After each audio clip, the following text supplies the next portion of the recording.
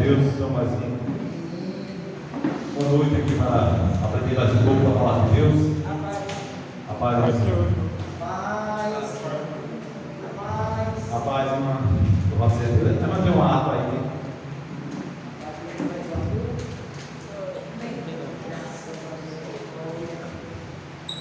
Vamos orar a Deus, né? Senhor, graças a bênção sobre mais um pouco de doutrina. Estamos aqui.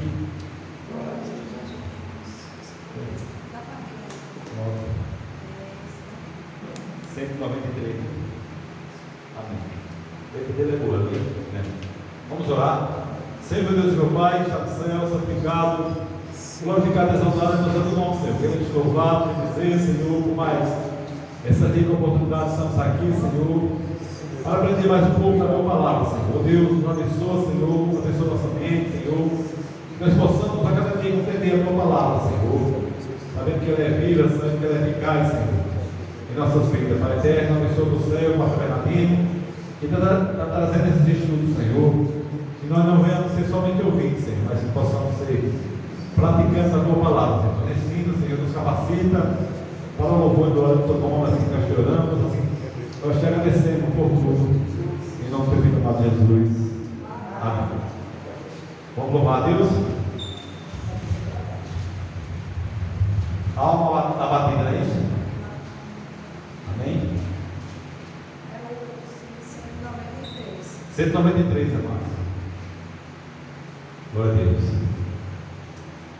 Se tu, minha alma, a Deus suplicas e não recebes, confiando ficas em suas promessas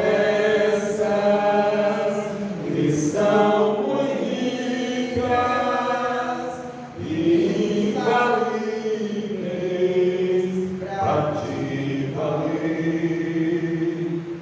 Porque te abates, ó minha alma, e te comoves, perdendo a calma. Não tenhas medo, em Deus espera,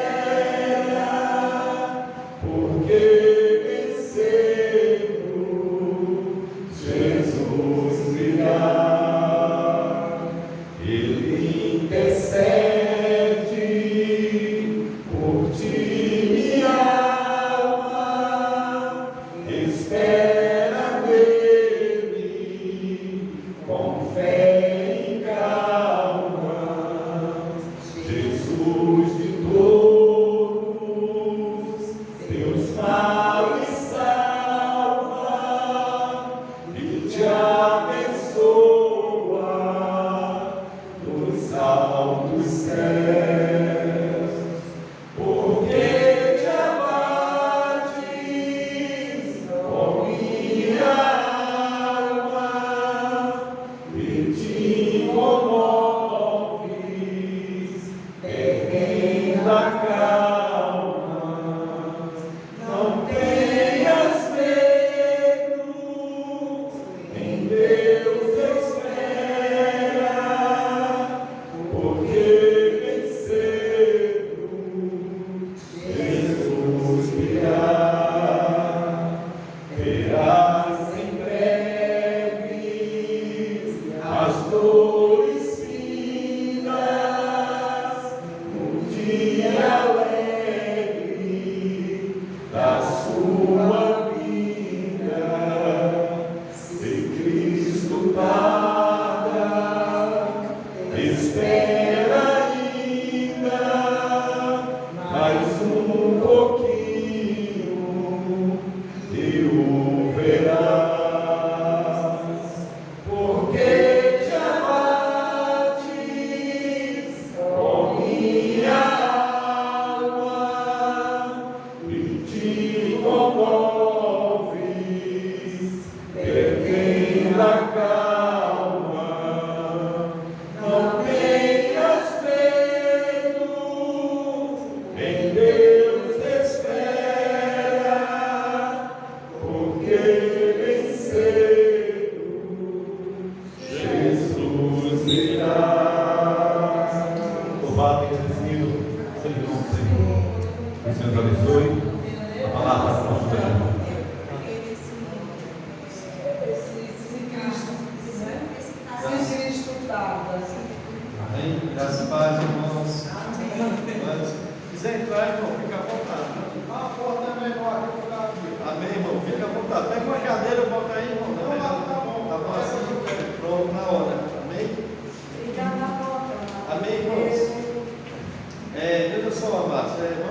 continuação ao estudo, né?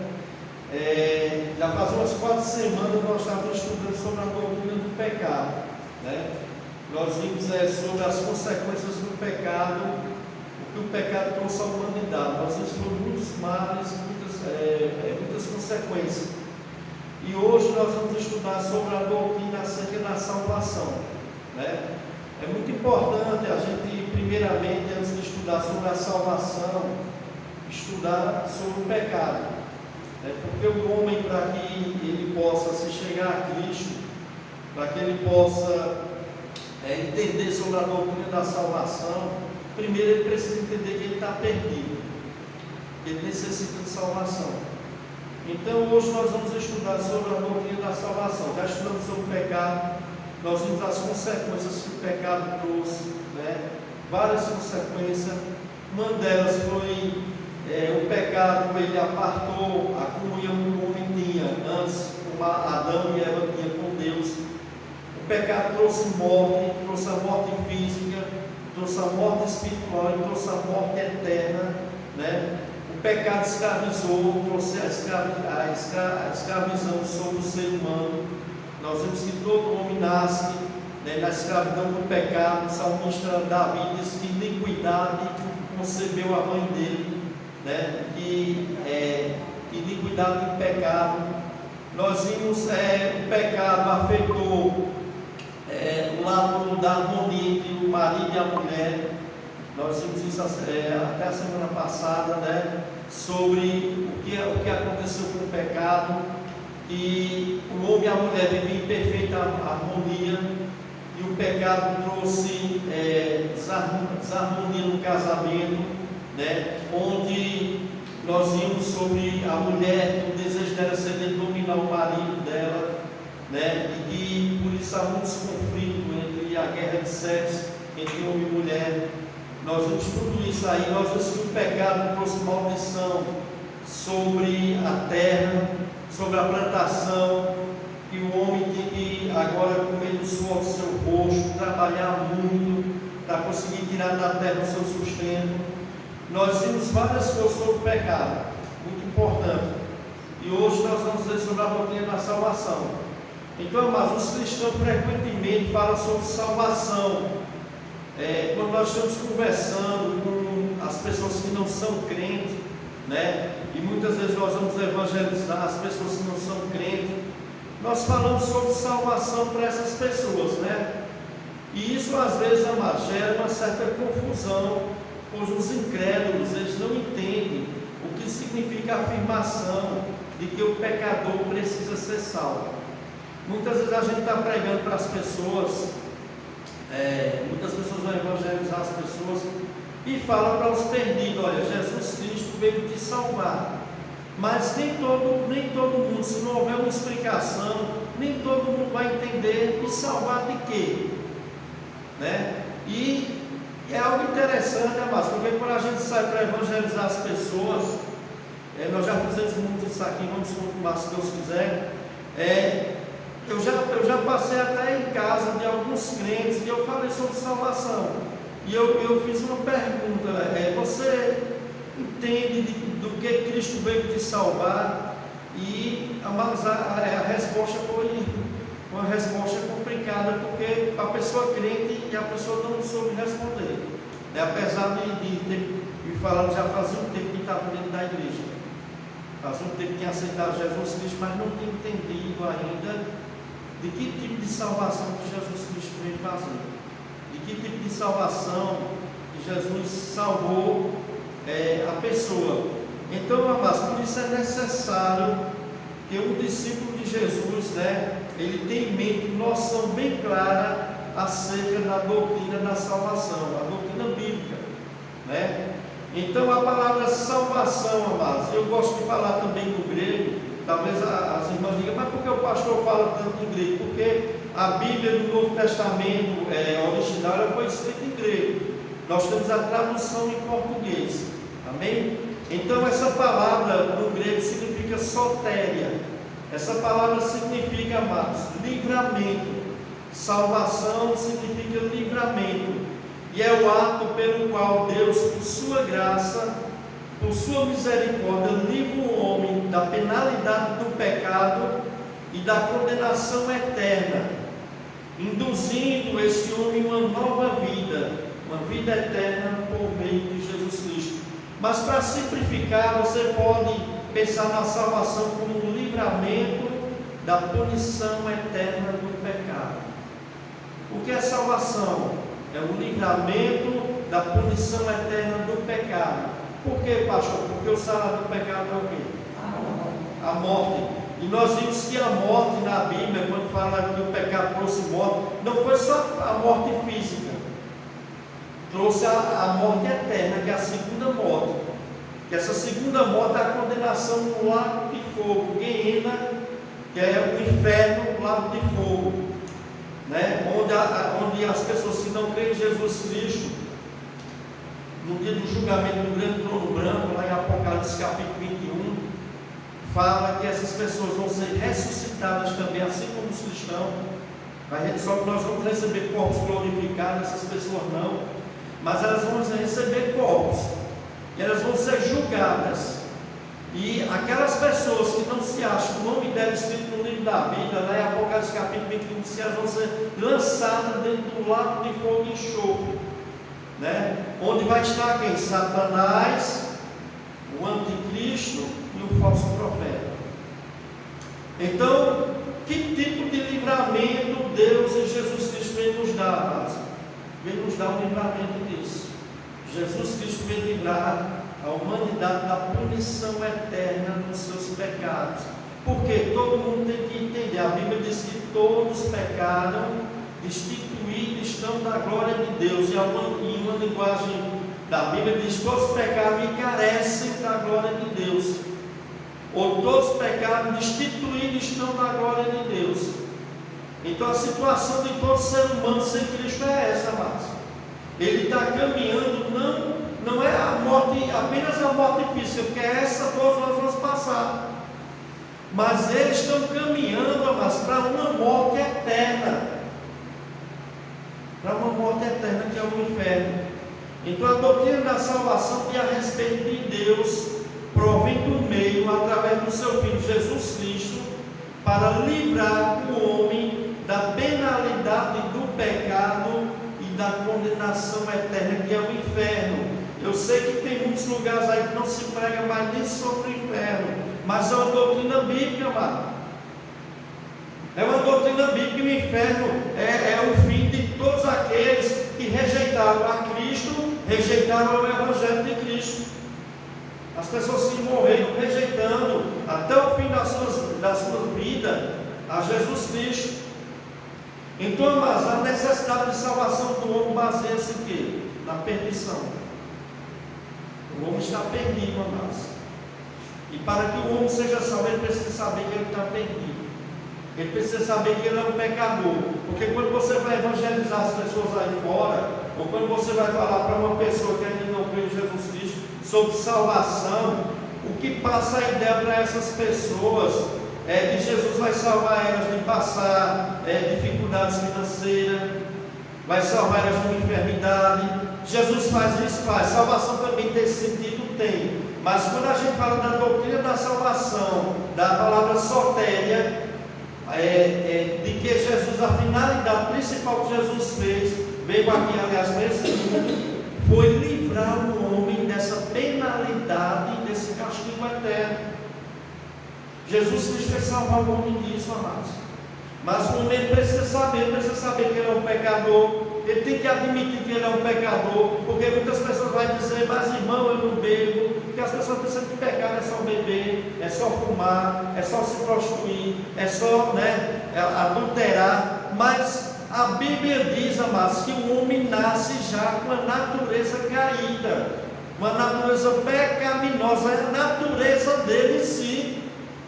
A natureza do homem já é inclinada para o mal. E nós vemos isso lá em Gênesis capítulo 8, capítulo 6, no qual o Senhor disse que o coração do homem é inclinado para o mal desde a sua meninice. Todos os desígnios do coração do homem é inclinado para o mal. O homem é pecador. Então, amados, ele não pode salvar a ele mesmo. Porque às vezes as pessoas pensam que salvar a si mesmo, né?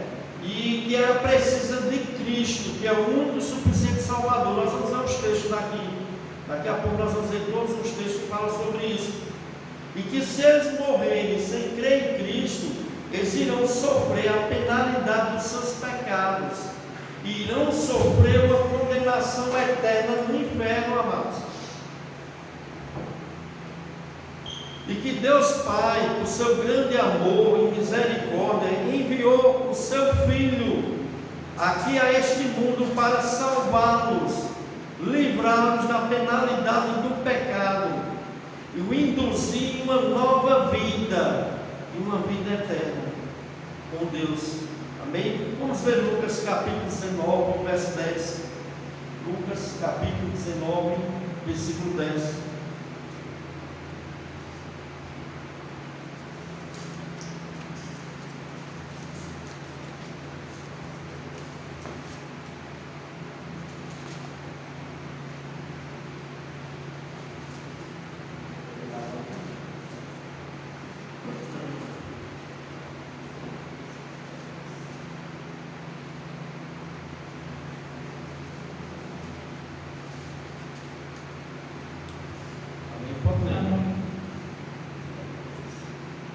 Porque o Filho do Homem veio buscar e salvar o que se havia perdido.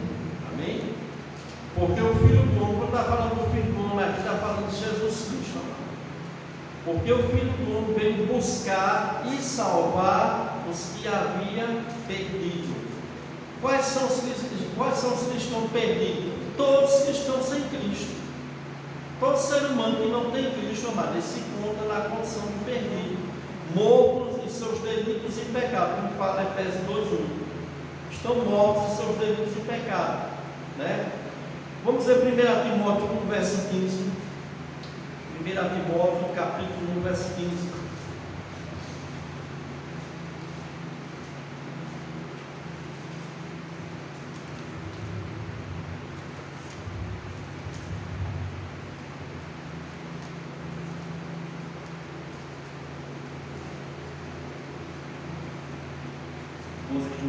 É 1 Timóteo, capítulo 1, verso 15. A irmã Maria Lucina vai ler. Pode ler.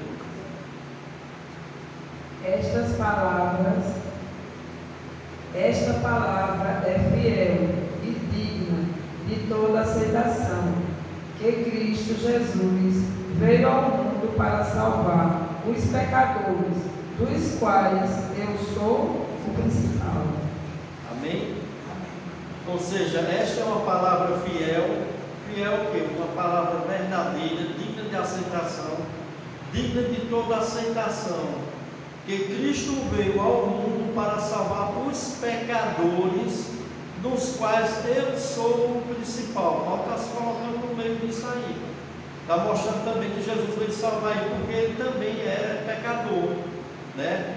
Então Cristo veio ao mundo. A principal tarefa de Jesus ter vindo ao mundo, e essa é a palavra que tem que ser mais pregada hoje em dia, é que Jesus veio salvar pecadores. Salvar de quê, pastor? Da penalidade do pecado e do castigo eterno, amados.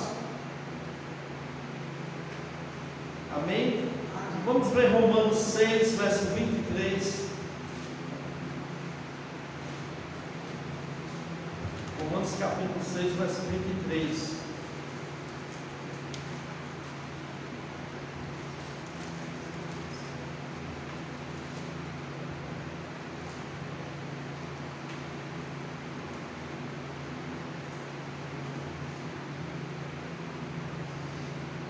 Romanos 6. Romanos capítulo 6, verso 23. Porque o salário do pecado é a morte, mas o dom gratuito de Deus é a vida eterna em Cristo Jesus, nosso Senhor. Amém? Porque o salário do pecado é a morte. Ou seja, qual é a recompensa do pecado? Morte. Nós já estudamos isso na doutrina do pecado. Os três tipos de morte: a morte física, a separação do espírito da alma do corpo, isso é morte física. A morte espiritual, que todo homem nasce no mundo espiritual, ele está afastado de Deus. Espiritualmente ele está afastado, sem Cristo ele está afastado. Em Efésios 2, do 1 ao 13, Paulo diz que o homem sem Cristo é filho da ira de Deus, é escravo do pecado, é escravo do diabo, é escravo do mundo, e ele vive para fazer a satisfação da sua carne. Sem Cristo não se encontra nessa situação. Então ele é um morto espiritual, porque Efésios 2:1 diz, né, nós estávamos mortos em nossos delitos e pecados, ele nos deu vida, ou ele nos vivificou, né? Deus nos vivificou, mas antes nós estávamos nessa situação.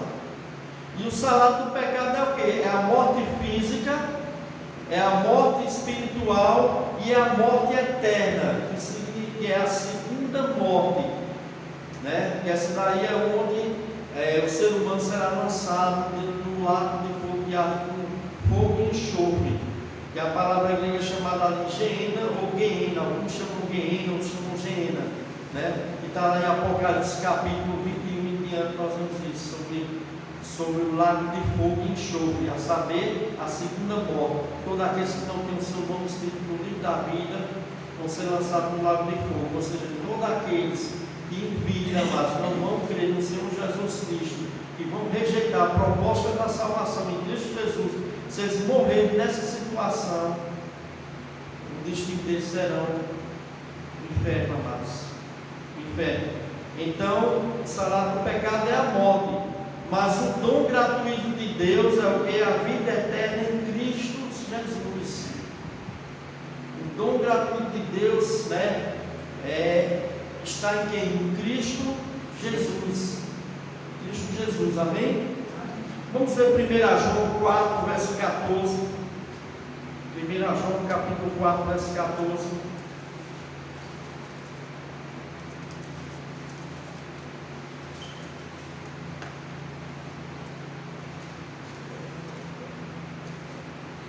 João capítulo 4, verso 14.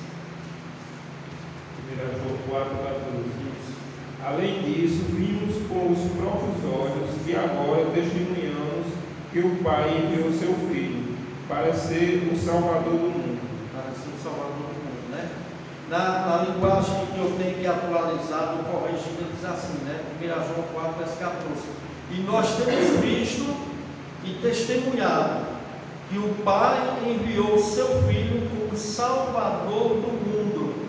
Amém? Como Salvador do mundo. A palavra salvação significa o quê?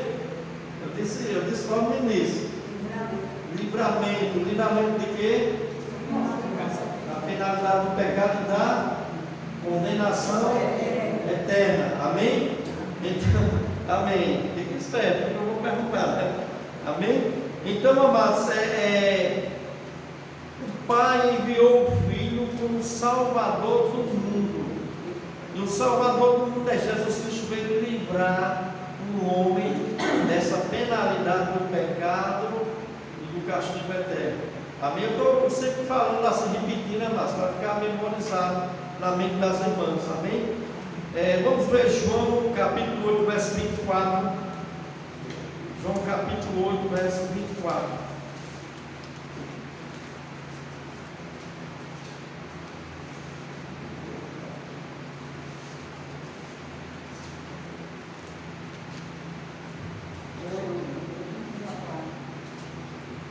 João capítulo 8, verso Amém. 24. Por isso vos disse que morrereis em vossos pecados, porque se não credes que eu sou, morrereis em vossos pecados. Meus irmãos, eu vou explicar aqui esse texto aqui, quando a gente lê ele, sem prestar atenção, a gente passa desapercebido.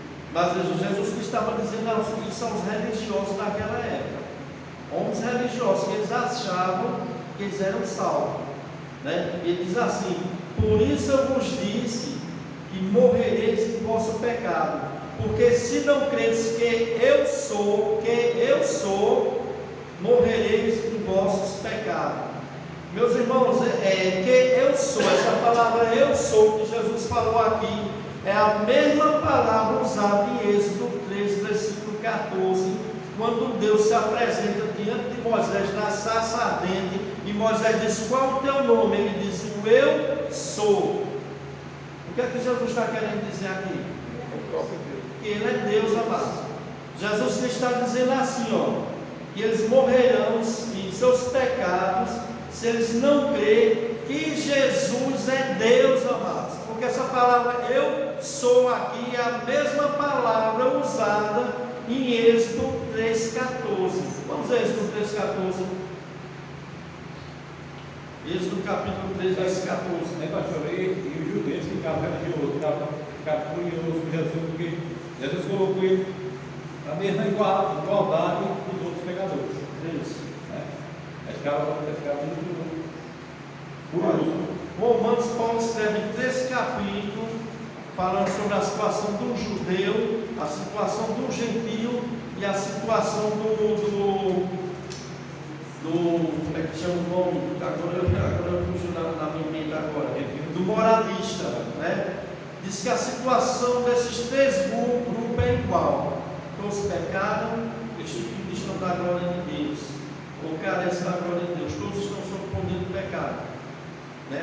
Sem Cristo. Pode ler, irmã Mara, vai ler? Êxodo capítulo 3, verso 14.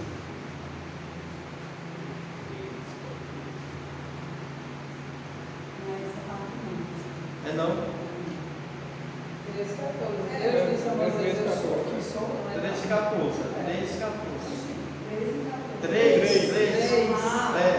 Não é 13, não é 13. Não é 13. Eu tenho a língua meio enrolada para falar o número 13. Amém? Amém. É 3. Amém. Respondeu Deus a Moisés: eu sou o que sou. Disse mais: assim dirás aos filhos de Israel: eu sou, me enviou a vós. Disse Deus a Moisés: eu sou o que sou. Disse mais: assim dirás aos filhos de Israel: o eu sou me enviou a vós outros. Mas essa palavra eu sou é uma palavra usada para o nome de Deus no Antigo Testamento. Jesus aqui está se igualando ao Deus Pai no Antigo Testamento, quando ele disse: se vós não credes que eu sou, morrerei em vossos delitos e pecados. O que é que Jesus está querendo dizer aqui? Está querendo que não basta apenas crer em Jesus Cristo como Salvador, mas crer nele como Deus. Ele é divino, amados. E há muitas seitas aí que tentam tirar a divindade de Cristo. É complicado, entendeu? Bate na porta da sua casa falando que Jesus é um profeta normal, que Jesus é um ser menor do que Deus Pai, né? E muitas seitas aí dizem que Jesus foi um ser criado. Meus irmãos, Jesus, ele é Deus, amados. Né? Nós já estudamos sobre a doutrina da Trindade. É o Pai, o Filho e o Espírito Santo. Esses 3 é um Deus só. E como explicar isso, pastor? Não tem como explicar, mas isso tem que ser pela fé. Isso tem que ser pela fé nas Escrituras. As Escrituras mostram que o Deus que nós cremos é um Deus trino.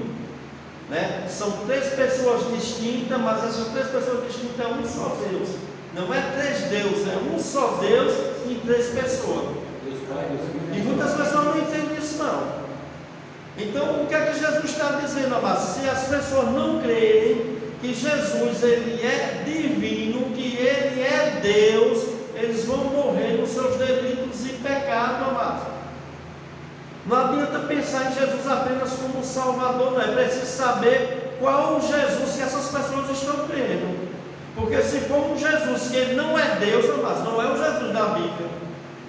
Porque o Jesus da Bíblia ele é Deus. Ele disse: eu e o Pai somos um. Quem vê o Pai, vê a mim também. Quem vê o Pai, vê a mim. E esta é a imagem do Deus invisível. Jesus Cristo é a imagem do Deus invisível. Jesus Cristo é Deus, amados. É muito importante crer na divindade de Cristo. E Jesus aqui se iguala igual ao Deus Pai, porque ele diz: se vós não creis que eu sou, morrereis os vossos pecados. Quando Jesus está dizendo isso aqui, amados, Jesus estava dizendo a judeus religiosos que entendiam Êxodo 3,14, que eram os fariseus, os saduceus, aqueles que eram convertidos ao judaísmo. Eles entendiam, eles conheciam o Pentateuco, que é os 4 primeiros livros da lei, os 4 primeiros livros da lei. Eles entendiam aqui que Jesus estava se enquadrando a Deus. E Jesus disse: se vós não creis que eu sou, morrerei em vosso pecado. São 5, é assim, né? Pode falar, né? Vai falar alguma coisa? Mas Pentateuco eram 5. São 5, é os 5 livros, 5 livros, amém? Então, mas a palavra salvação no Novo Testamento, ela é mais usada como um livramento da penalidade do pecado e da condenação eterna, né?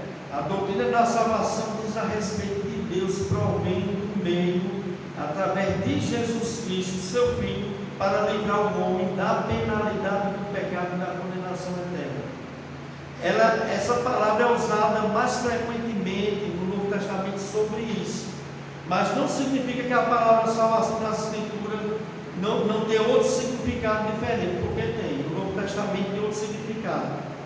Apesar do mais comum seja usado no sentido de livramento da penalidade do pecado, a palavra salvação nas Escrituras pode ter outro significado que não seja um livramento da penalidade do pecado. Como, por exemplo, no Antigo Testamento.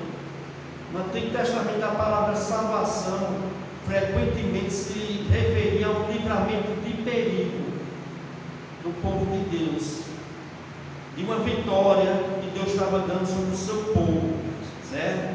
Ou seja, uma salvação física, né? Vamos ver o Salmo 18, abra aí o Salmo capítulo 18, Salmo 18, verso 3 e verso 17.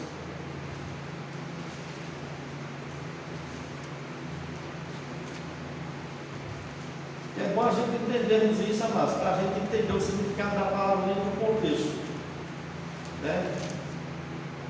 Para que a gente entenda qual tipo de salvação que o texto está falando, né? O Salmo 18, verso 3 e verso 17. 3, Salmos capítulo 18, verso 3 e verso 17. Invocarei o nome do Senhor, que é digno de louvor, e ficarei livre dos meus inimigos.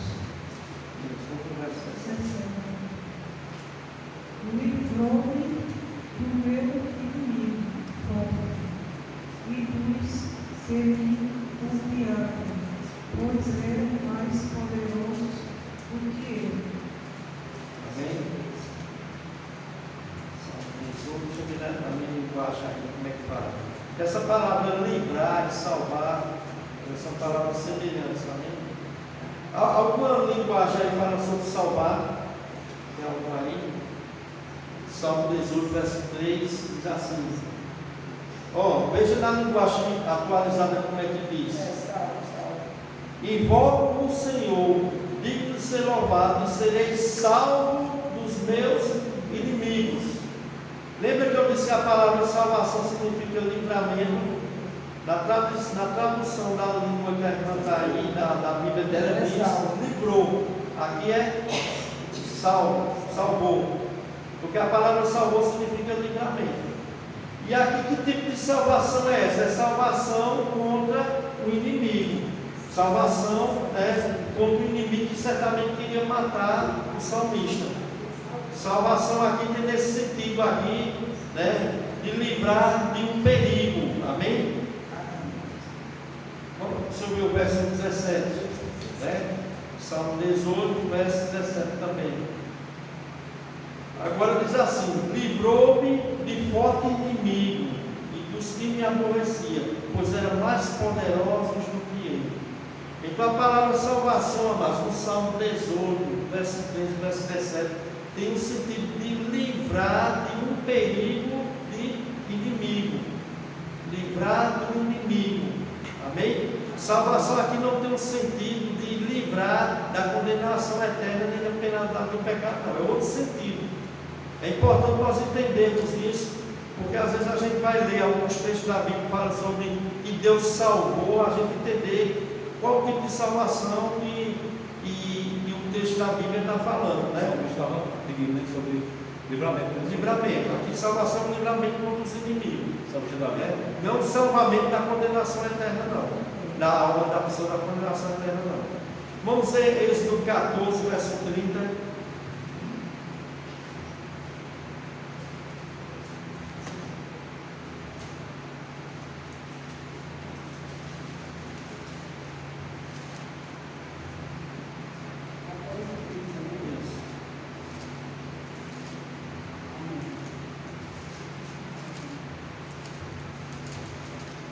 Êxodo 14, 30. Assim o Senhor salvou Israel naquele dia da mão dos egípcios. E Israel viu o egípcio morto na praia do mar. Amém? Assim o Senhor salvou, qual a palavra? Salvou. Tem alguém que tem alguma linguagem que fala livrou? Amém? Tem livrou? Porque a palavra salvar é a mesma coisa de livramento. Amém? Assim o Senhor livrou ou salvou Israel naquele dia da mão dos egípcios. E Israel viu os egípcios morrer na praia, no mar. Aqui foi quando o mar se abriu, Deus salvou o seu povo, o povo atravessou o mar vermelho. Quando o exército de Faraó foi passar o mar, se fechou, matou todos. Todos morreram ali. Então a palavra salvar aqui tem mais um significado, que é salvar dos inimigos, salvar do perigo de morte. É importante, mas a gente entender isso. Porque quando a pessoa não entende isso, ele pode tentar ligar a palavra salvação sempre a um livramento da penalidade do pecado e da morte eterna. Nem sempre, dependendo do texto, tem significados diferentes de salvação, né? Então aqui, amados, está relacionado à travessia do Mar Vermelho, com a salvação física que Deus deu dos israelitas, dos egípcios, né? Porque a palavra salvação também tem um significado de segurança, de um resgate, de uma salvação de um perigo, de uma vitória de uma batalha, né? Nós vamos ver isso também. Vamos ver o Salmo 106, verso 10. Salmo 106, verso 10.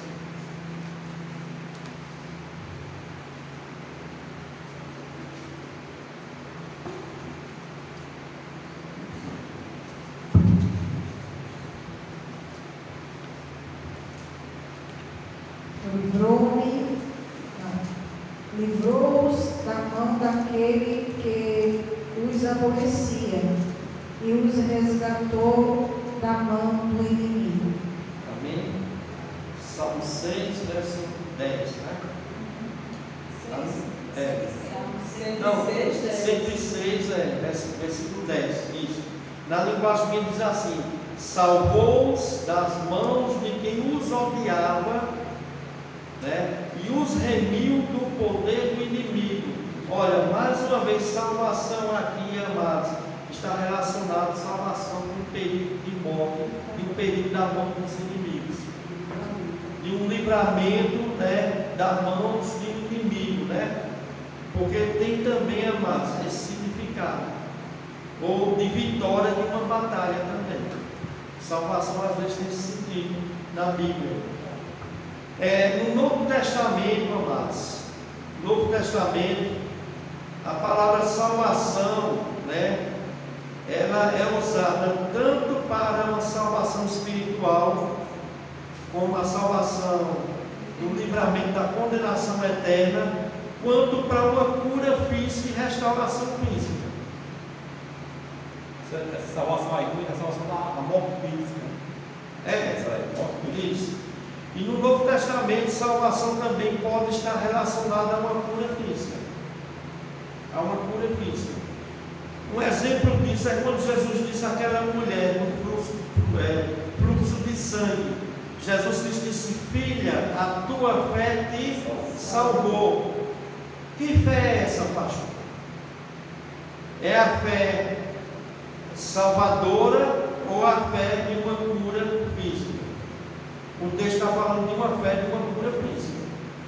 Porque salvação ali é o sentido da cura que ela recebeu. Não é uma salvação, mas da condenação eterna.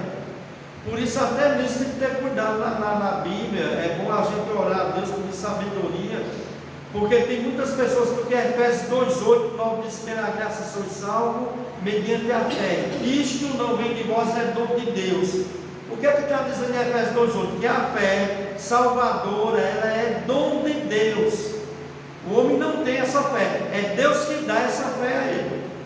E aí as pessoas vão usar esse texto aqui para dizer, não, porque Jesus Cristo disse à mulher do fluxo de sangue, a tua fé te salvou. Mas essa fé aí, dessa salvação, não é a fé da salvação da condenação eterna, amados. É uma fé de uma cura. É diferente, amados. Porque quando a gente for estudar sobre a fé, nós vamos dizer que a fé, ela é um dom de Deus, amados. Ela é um dom de Deus, né? Nós vamos ver isso mais na frente, né? Vamos ver Marcos 5, verso 34. Marcos capítulo 5, verso 34.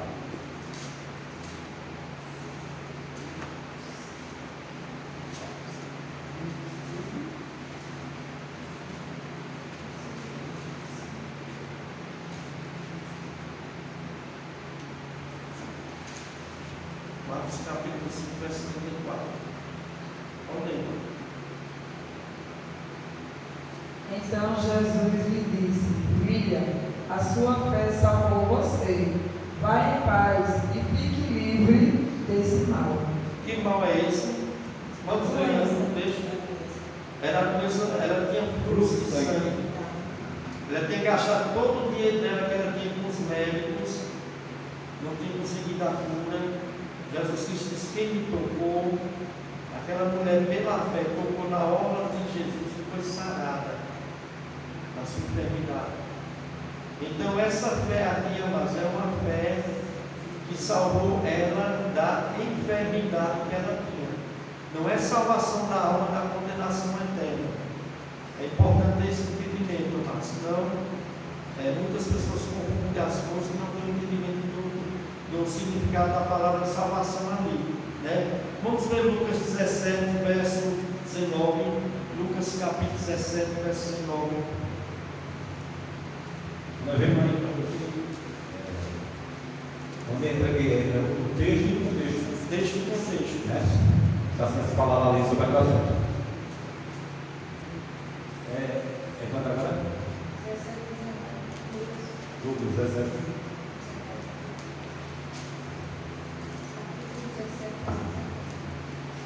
Pode ler o 18 e o 19, é melhor. Vamos ler esse 18 e 19.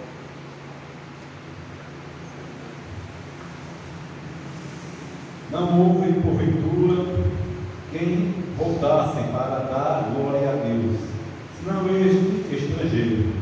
E disse-lhe: levanta-te, vai, a tua fé te salvou. Aqui está falando da cura para os 10 leprosos. Só não voltou para agradecer, para glorificar a Cristo. Aí o que é que Jesus disse? Não houve porventura quem voltasse para dar glória a Deus, senão este estrangeiro, e disse: levanta-te e vai, a tua fé te salvou. Salvou de quê, pastor? Da condenação eterna, não. Lá, salvou ele da lepra. É importante, amados, entender sobre isso, da lepra. Amém? Então, salvação, amados, ele é um termo mais abrangente no grego, no Novo Testamento, né? Essa palavra sotéria ou souzo no grego inclui restauração de um estado de segurança, de integridade, de saúde, de bem-estar, com preservação contra o perigo de destruição, né? Pode ser também salvação de um perigo de morte física, também no Novo Testamento também tem esse sentido. Não da morte eterna, da morte física. Vamos ver Mateus 8, verso 25. Mateus capítulo 8, verso 25.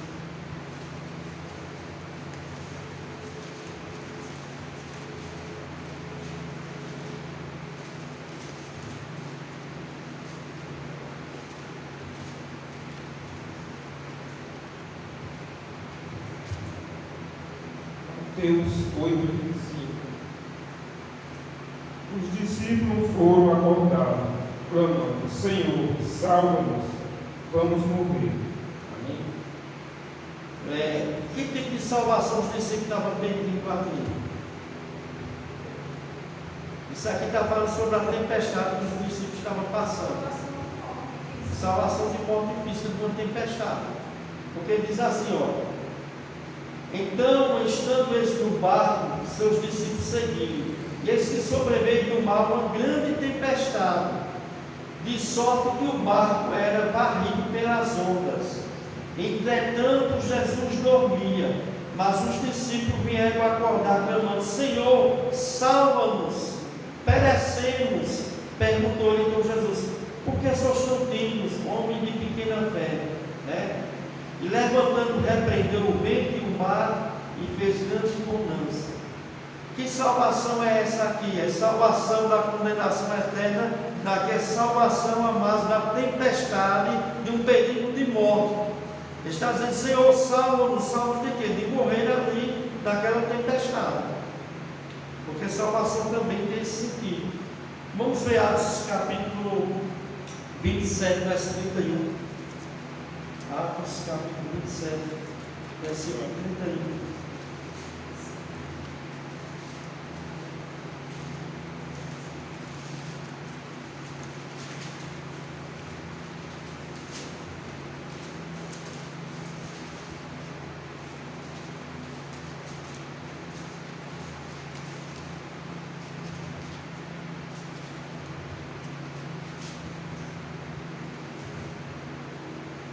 Amém.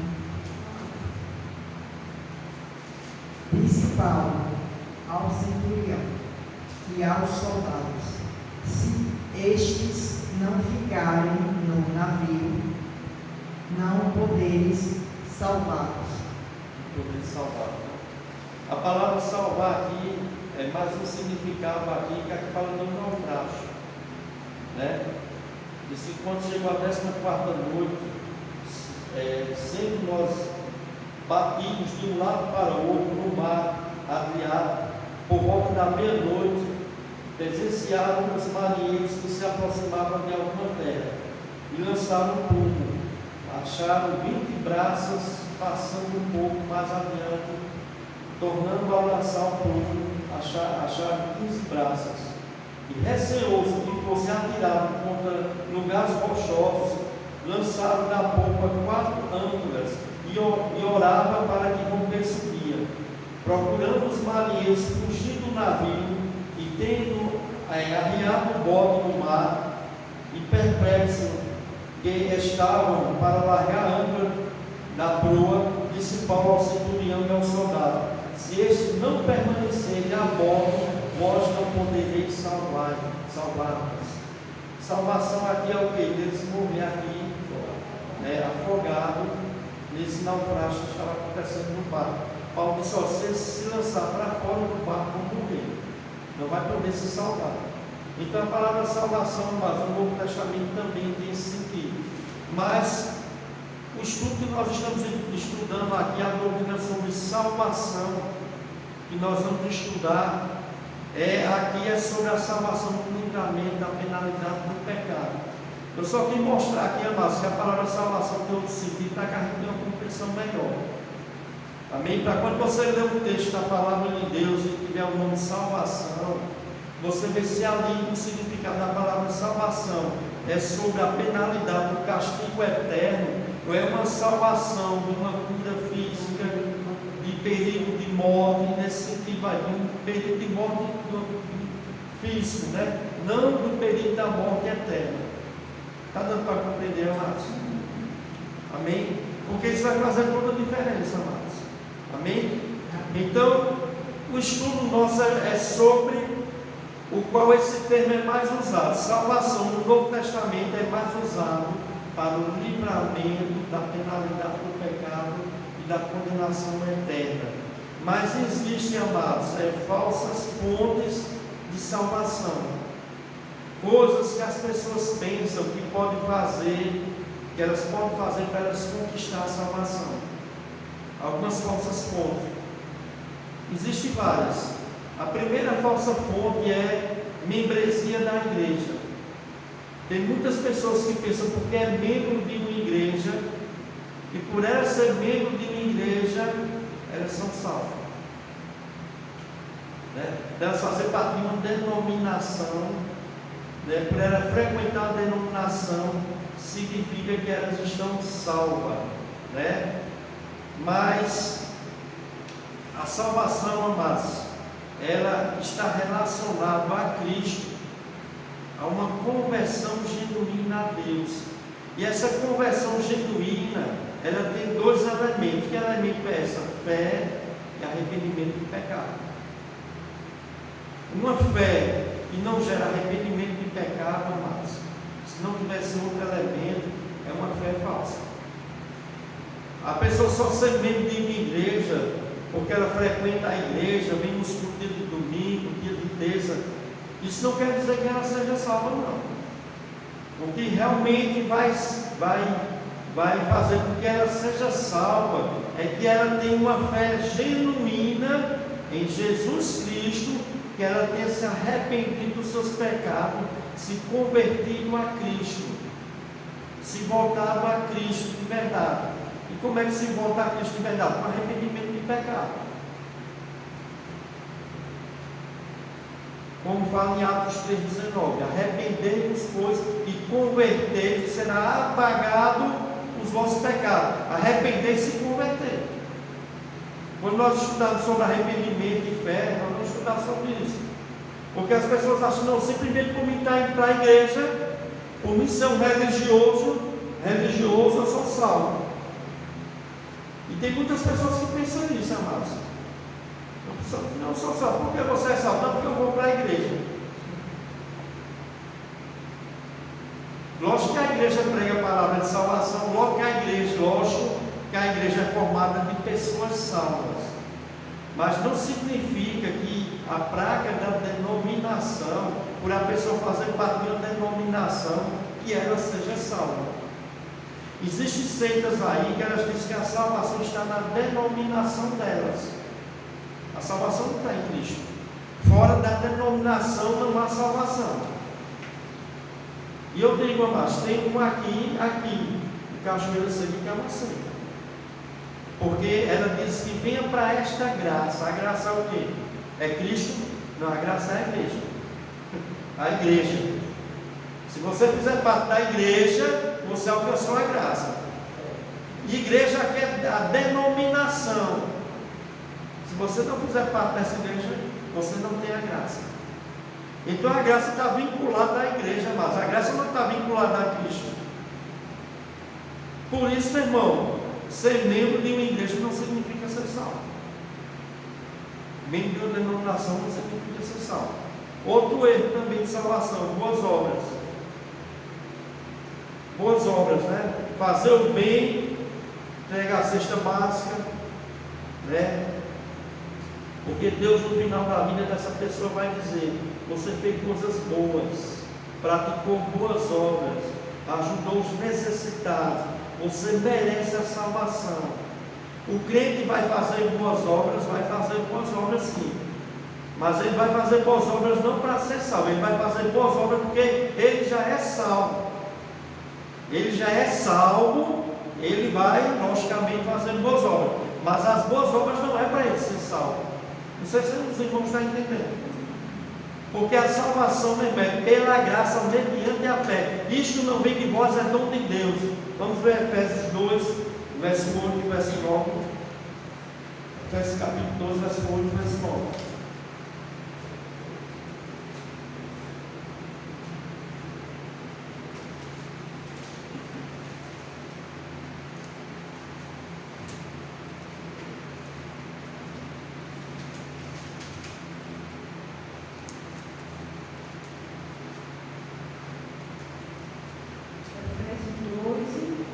Efésios capítulo 2, verso 8 e 9.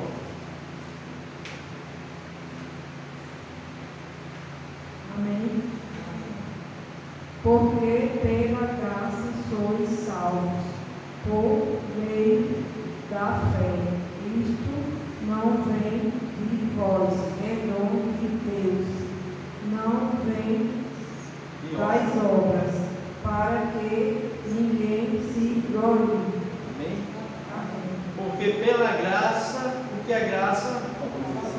favor imerecido. Alguém merece? É porque fez algo de bom? Não. Porque pela graça só mediante a fé. Isto não vem de vós. Quando Paulo diz isto, ele está falando o quê? Ele está falando de graça, salvação e fé. É o conjunto dessas três coisas. Isto está relacionado à graça, à salvação e à fé. Isto não vem de vós, é dom de Deus. Dom é o quê? Não, dom é uma dádiva, é um presente. A graça é o favor não merecido. Dom é uma dádiva, Deus dá, é um presente. E não vem de obra para que ninguém se glorie. Porque Deus sabia, mas se a salvação fosse pelas obras, tem muita pessoa que ia bater no peito, não queria dizer, eu sou salvo porque eu mereço. Como é que o pobre ia ser salvo? Você já imaginou? Como é que o pobre ia ser salvo, irmão? Sem ter dinheiro, muitas vezes, para muitas vezes ajudar o necessitado.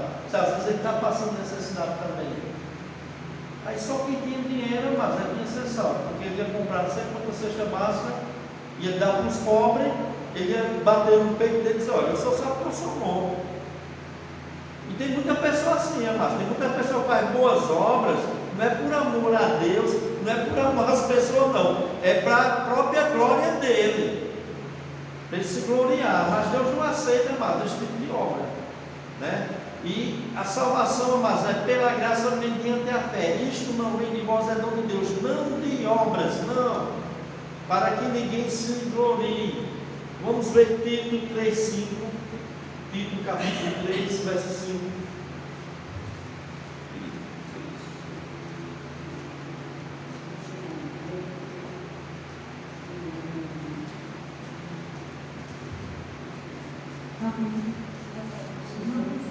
Não pelas obras de justiça que houvésemos feito, mas segundo a sua misericórdia, nos salvou pela lavagem da regeneração e da renovação do Espírito Santo. Amém? Veja o que Paulo diz aqui. Não por obras de justiça praticada por nós. Meu irmão, não por obras de justiça praticada por nós, mas segundo a sua misericórdia, Ele nos salvou, mediante o lavar regenerador e renovador do Espírito Santo de Deus. Não por obra de justiça praticada por nós, mas segundo a sua misericórdia, Ele nos salvou. O ser humano ele é salvo, meu irmão, pela misericórdia de Deus, pela graça de Deus, pelo favor imerecido de Deus. Essa salvação é o que? Ela é um dom. Ela é um dom. Ela pode ser comprada, não tem dinheiro no mundo, mas pudesse comprar a salvação. Porque se pudesse comprar a salvação, Jesus Cristo esteve para morrer na cruz para nos salvar. Não precisava Deus enviar seu filho para se sacrificar, meu irmão, naquela cruz, derramar o seu precioso sangue para nos purificar dos nossos pecados. Porque só tem um meio de não ser salvo, mas é por meio da graça, mediante a fé em Deus Jesus. Outra fonte outra falsa fonte de salvação, a guarda da lei para ser salvo. A guarda da lei para ser salvo. Algumas pessoas pensam, se eu guardar a lei, se eu guardar o sábado ou a lei, eu vou conseguir a salvação, eu vou garantir a minha salvação, né? Vamos ler Romanos 13, 28. Romanos capítulo 3, verso 28.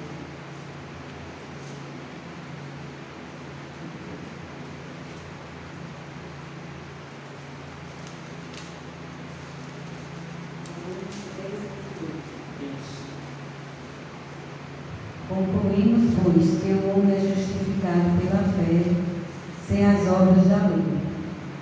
Romanos 3, 28. Concluímos, pois, que o homem é justificado pela fé, independentemente das obras da lei. Concluímos, pois, que o homem é justificado pela fé, independentemente da obra da lei. Né?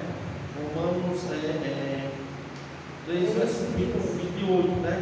Vamos ler o Romanos ainda 3, vamos ler o verso 19 e o 20. Romanos 3, 19 e o 20.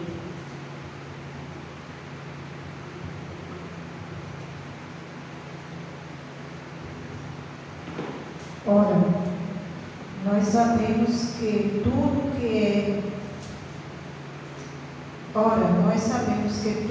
que a lei diz aos que estão debaixo da lei o diz, para que toda boca esteja fechada e todo mundo seja condenável diante de Deus. Por isso, nenhuma carne será justificada diante dele pelas obras da lei, porque pela lei vem o conhecimento do pecado. Porque pela lei vem o conhecimento do pecado. Paulo está falando aqui qual é o objetivo da lei, amados. A lei é santa, a lei é justa, a lei é boa. Mas para que a lei serve? Para calar toda a boca, para mostrar que todo mundo é pecador, para mostrar que o homem não pode salvar a si mesmo. Por quê, pastor? Porque ele viola o mandamento de Deus. Não é só 10 não, amado. É 613 mandamentos. O pessoal pensa que é só os 10 mandamentos, né? 613, amados. 613 mandamentos. E Tiago disse que o cara tropeçar em um só ponto da lei, tornou culpado de toda a lei. Só basta tropeçar em um ponto. Mas a lei, ela é para quê, amados? Como fala aqui. Ora, sabemos que tudo que a lei diz aos que vivem na lei, aos que dizem que guardavam a lei. Veja o que é que a lei diz. Diz para que se cale toda a boca e todo mundo seja culpável perante Deus. A lei vai dizer ao homem: estou perdido, eu preciso de um Salvador. Eu preciso de um libertador. E esse libertador é quem? Jesus Cristo. Por isso Paulo fala isso, amados.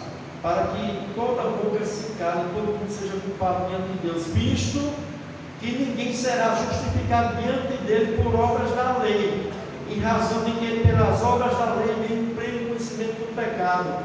A lei, meu irmão, é para mostrar que nós somos pecadores. Nós não podemos salvar nós mesmos e levar o nome a Cristo. Levar o nome a Cristo. Vamos dizer, estou perdido, mas é o que Paulo falou em Romanos 7. Romanos 7, Paulo fala sobre isso. Vamos ver Romanos 7. Veja o que Paulo diz. Romanos capítulo 7. Depois nós voltamos para cá de novo.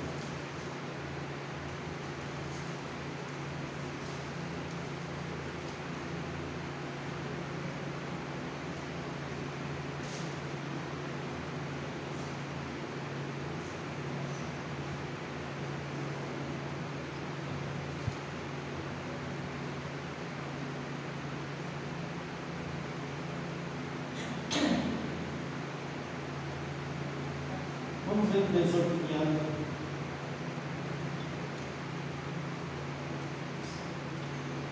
Vamos ler logo o verso 7. Romanos 7, verso 7 diz assim: que diremos, pois? É a lei pecado? De modo nenhum. Mas eu não teria conhecido o pecado senão por intermédio da lei. Pois não teria eu conhecido a cobiça se a lei não dissesse não cobiçarás.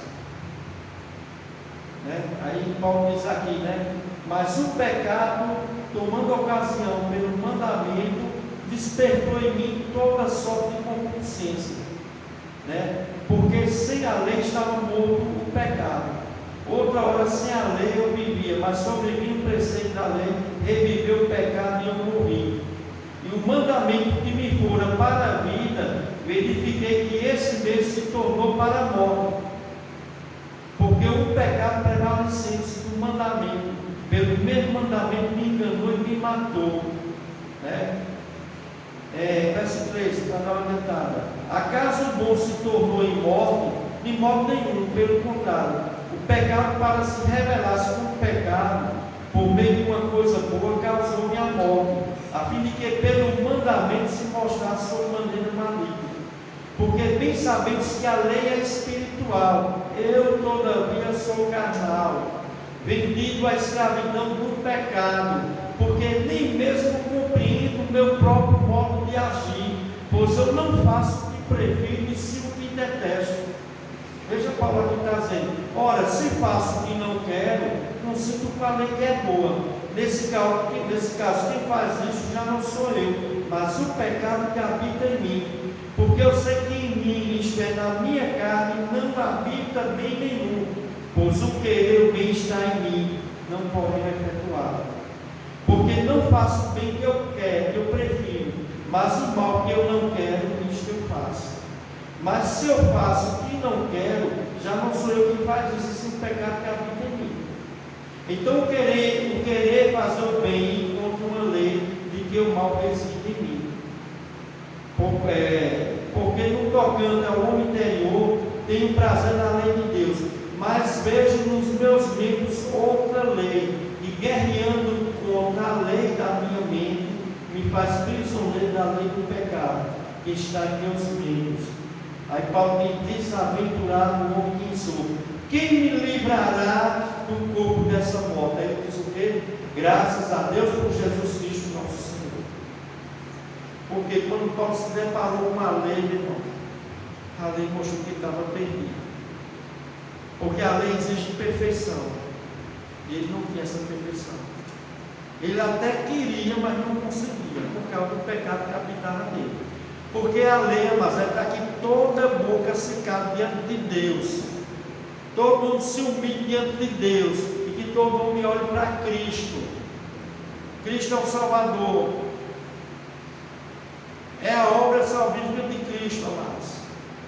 Porque pela lei ninguém será justificado diante de Deus, porque pela lei veio o pleno conhecimento do pecado.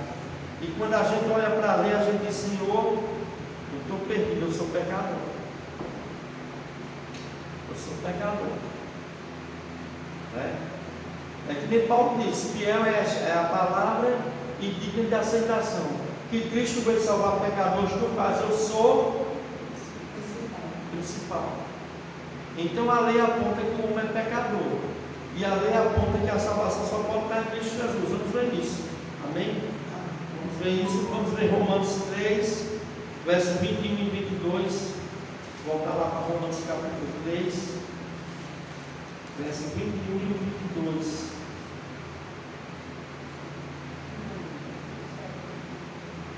E o 20 e o 24, amém? 21, 22 e 24.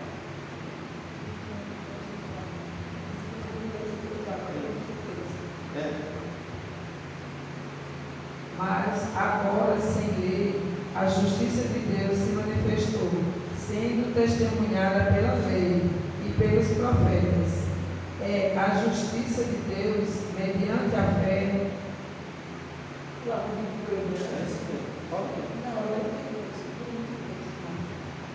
É a justiça de Deus mediante a fé em Jesus Cristo para todos e sobre todos, o que crê, os que creem, porque não há distinção. Sendo justificados gratuitamente por sua graça, mediante a redenção que há em Cristo Jesus. Amém? Veja, justiça de Deus mediante a fé em Jesus Cristo para todos e sobre todos os que creem, porque não há distinção, né? Aí no versículo 3 assim: pois todos pecaram e carecem da glória de Deus, sendo justificado gratuitamente por graça, mediante a redenção que há em Cristo Jesus. A nossa justificação, amados, diante de Deus só pode vir pela graça, mediante a fé em Cristo Jesus. E a lei vai mostrar isso, né? A lei vai mostrar que o homem é pecador e que ele precisa de um Salvador, e que essa salvação está em Cristo Jesus, né? Veja Gálatas capítulo 2, versos 16 e 21. Daqui a pouco nós terminamos. Gálatas capítulo 2,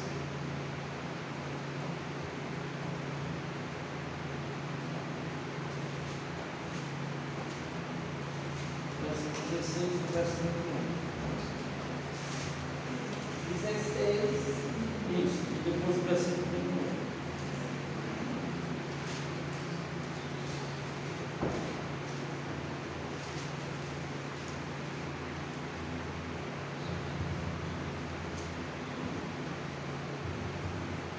Gálatas 2, 16.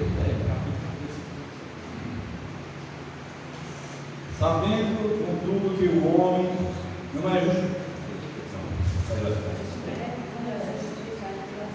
Sabendo, contudo, que o homem não é justificado por obras da lei, e sim mediante a fé em Cristo Jesus. Também temos crido em Cristo Jesus, para que fôssemos justificados pela fé em Cristo, e não por obras da lei, pois por obras da lei ninguém será justificado. Versículo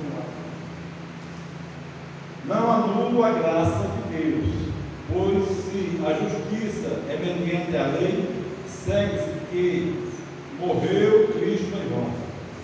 Amém? Irmãos, o verso 18, irmãos, aqui de Gálatas 18 é bem claro, rapaz. Né? Não, 18 não, o verso 16, né? Diz assim: sabendo, contudo, que o homem não é justificado por obras da lei, não é, e sim mediante a fé em Cristo Jesus.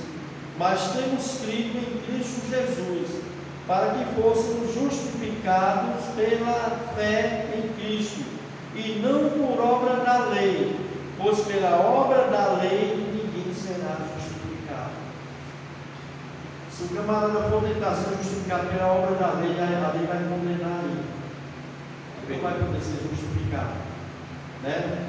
Aí o verso 21 diz assim: eu não anulo a graça de Deus, pois se a justiça é mediante a lei, segue-se que morreu Cristo em vão. A morte de Cristo foi em vão na cruz. Se não fosse justificado pela lei, por que Cristo teria vindo aqui para morrer crucificado em uma cruz? Né? Então, irmãos, é bem claro aqui, amados, que a justificação, meu irmão, do ser humano, da salvação, é pela graça mediante a fé. Né? Vamos ver Gálatas 3, do 6 ao 13. Gálatas, capítulo 3, do 6 ao 13. Quem vai ler agora? Eu. Qual que é aí? Gálatas 3, do 6 ao 13. 6 ao 13, isso. Da mesma forma, Abraão creu em Deus e assim foi considerado justo. Logo, os verdadeiros filhos de Abraão são aqueles que creem. As Escrituras preveram esse tempo, e em que Deus declararia os gentios justos por meio da fé. Ele anunciou essas boas novas a Abraão há muito tempo, quando disse: todas as nações da terra serão abençoadas por seu intermédio. Portanto, todos os que creem participam da mesma bênção que Abraão recebeu por crer. Contudo, o que confia na lei para serem declarados justos estão sob maldição, pois as Escrituras dizem: maldito quem não se mantiver obediente a tudo que está escrito no livro da lei. É evidente, portanto, que ninguém pode ser declarado justo diante de Deus pela lei, pois as Escrituras dizem: o justo viverá pela fé. A lei, porém, não é baseada na fé, pois diz: quem obedecer à lei viverá pela lei. Mas Cristo nos resgatou da maldição pronunciada pela lei, tomando sobre si a maldição por nossas ofensas, pois as Escrituras dizem: maldito todo aquele que é pendurado no madeiro. Amém? Meu irmão Paulo fala sobre Abraão. Diz que Abraão foi justificado antes que existisse a lei. E Abraão foi justificado pela fé. Né?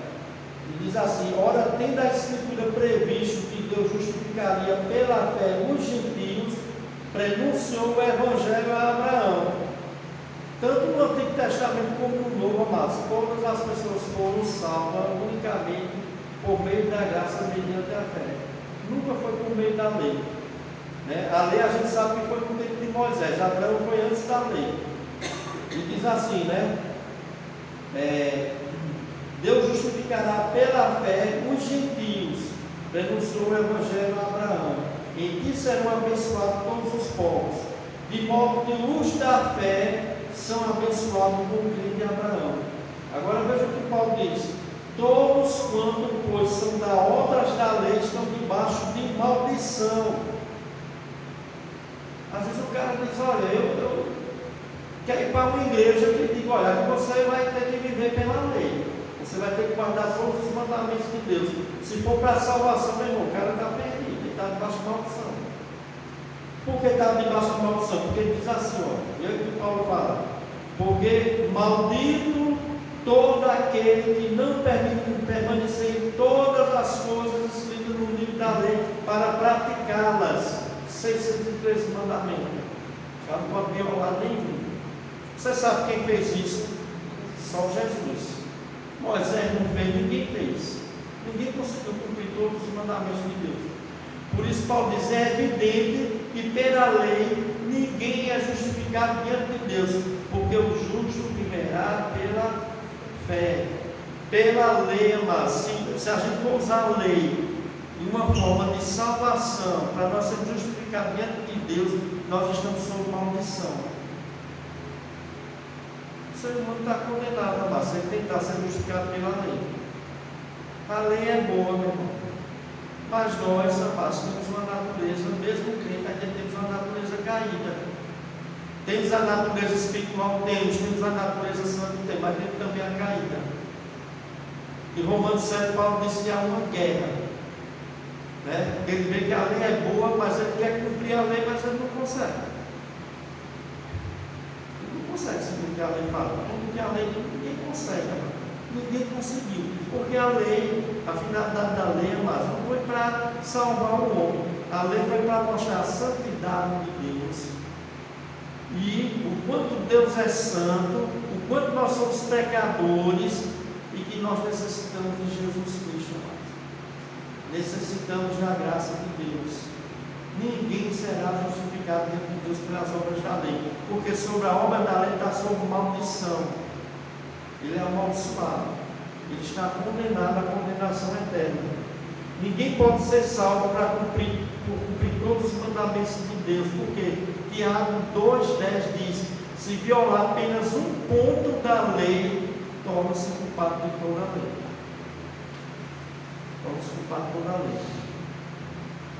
Amém? É 9 horas, amados, nós vamos encerrar, mas na semana que vem nós vamos ver ainda outra falsa fonte de salvação, que é aquelas pessoas que acham que porque tem pais que são crentes. Não, meu pai é crente, minha mãe é crente, eles vão para a igreja tudo, então eu sou salvo.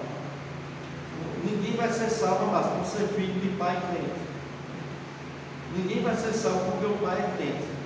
Só vai ser salvo se crer no Senhor Jesus Cristo, se entregar a sua vida verdadeiramente a Cristo. Isso é individual. Não é porque, né, eu sou pastor, significa que meu filho vai ser um pastor, significa que meu filho vai ser salvo, simplesmente porque eu sou pastor. Ele vai ter, meu irmão, que ter a confissão dele diante de Deus, crer diante de Deus, em nome do Senhor Jesus Cristo, se arrepender dos pecados dele, se converter a Cristo. Isso ele tem que fazer, ele e Deus. Porque, meu irmão, não existe esse negócio de salvação por ser herdeiro, não. Isso é falso. Achar porque, né, porque o pai e a mãe é crente, significa que toda a família vai ser salva, porque o pai e a mãe é crente. É preciso a pessoa também ser crente. É preciso ela tomar essa decisão. Como fala em João 12. Né? João 12. Vamos encerrar aqui João 12, porque nós vamos olhar a semana que vem qual a verdadeira fonte da salvação. João 12, a gente encerra aqui. João capítulo 1, verso 12.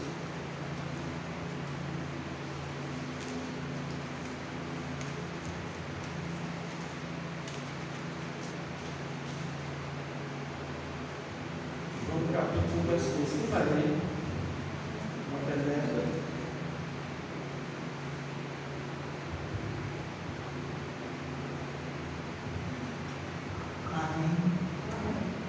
Mas a todos quantos o receberam, deu-lhes o poder de serem feitos filhos de Deus, aos que creem no seu nome.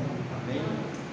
Mas a todos quantos o receberam, deu o poder de serem feitos filhos de Deus, a saber, os que creem no seu nome, creem no nome de Cristo. E nós sabemos que crer aqui, irmãos, está relacionado a não só uma declaração de fé da boca para fora, é uma convicção de pecado e um verdadeiro arrependimento do pecado. Há uma conversão, há um voltar para Deus. A pessoa estava caminhando para o abismo, para a perdição, quando ele crê, ele se converte. Converter é dar uma curva, se voltar para Deus, em arrependimento do pecado. Arrependimento do pecado, amém? Pode falar. O meu cunhado, disse a mim, eu falando dele para Jesus para ele, disse: olha, eu devo jogar contigo. Eu disse: pai, por que jogar? Isso é porque minha mulher já foi se molhando, ela se embora quando ela estava aqui, ela dizia: olha, você pode fazer o que você quiser, eu vou garantir a sua verdade. Se eu estiver errado, erradíssimo. E bem, olha, nem pai estava filho, nem filho estava pai. Você está errado. Então, não se ligue na sua vida, não se converta ao Senhor Jesus. E se arrependa dos seus pecados, do Senhor não está ficando. Não fique com o marido está lá, porque ela era crente, uma serva do Senhor. E ela está lá, vai matar seu pai. Você está errado. A única fonte de salvação verdadeira é Cristo Jesus. A verdade é a vida. Nenhum outro nome abaixo dos céus é dado pelos homens, pelo qual importa que sejamos salvos. Só pelo nome de Jesus Cristo. Vamos encerrar para falar o nosso amor.